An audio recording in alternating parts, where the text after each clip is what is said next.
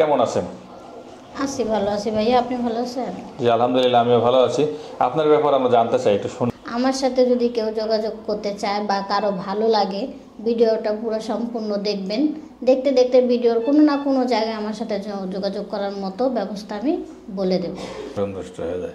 স্বামী গরিব, কিভাবে তার সাথে মানিয়ে সংসার করবেন? স্বামী গরিব, সে তো 3 বেলা না খেতে পারবে, 1 বেলা তো খাওয়াবে, তখন তার সাথে মিলেমিশে সংসার করতে হবে। একবেলা খেয়ে কি বাঁচতে পারবে? যদি আমার স্বামী থাকতে পারে, আমি কেন পারবো না? যদি আমি স্বামীর সাথে মিলেমিশে সংসারই না করতে পারি, তার দুঃখে যদি দুঃখী না হইতে পারি, তাহলে আমার কেমন ভালোবাসা, আমি তারে কেমন ভালোবাসলাম? এটাই হওয়া উচিত। আপনার পরিবারের লোকজনের কাছ থেকে সবচাইতে কোন কাজটি করতে বেশি বাধা পেয়েছেন? পরিবারের থেকে কোন কাজটি করতে বেশি বাধা পেয়েছি? পরিবারে বসে সবসময় যে দেখো, তোমার যখন বিয়ের বয়স হবে তখন আমরা তোমাকে বিয়ে দেবো, তুমি নিজের ইচ্ছে বিয়ে বসো না, এই জিনিসটা থেকে অনেক বাধা পাইছি। কিন্তু সেই কাজটাই আপনি বেশি করছেন। হ্যাঁ, সেটাই। মানে মানুষের মন এইরকমই, যদি কেউ একটা জিনিস না করে ওই জিনিসটাই করতে বেশি ভালো লাগে। যে না করলো কেন, তাহলে ওখানে যেন কি আছে, কি আছে, এরপরে বোঝা যায় যে আসলে জ্বালাটা কতখানি। মেয়েদের কোন কাজ করতে বেশি সতর্ক থাকতে হয়?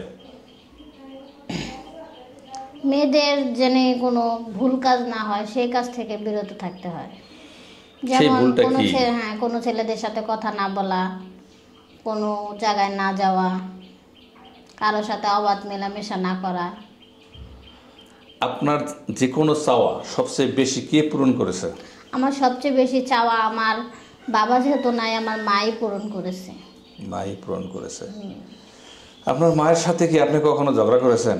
না, আমার মায়ের সাথে আমি কখনো ঝগড়া করি নাই। কেন, ঝগড়া লাগে না? হ্যাঁ, মা আমি একসাথে থাকলে লাগে, কিন্তু আমার মা এতটাই ভালো মানুষ, আমার মায়ের সাথে আমার কখনো ঝগড়া লাগে নাই। কখনোই লাগে নাই, এটা ভালো কথা। আচ্ছা, অন্য কোনো মানুষের পোশাক বা খাবার বা চলাফেরা চালচলন দেখে আপনাকে কখনো মনে হয় নাই যে আল্লাহ আমাকে কেন এত গরিব বানাইলো? হ্যাঁ, সেটা অবশ্যই মনে হয়েছে।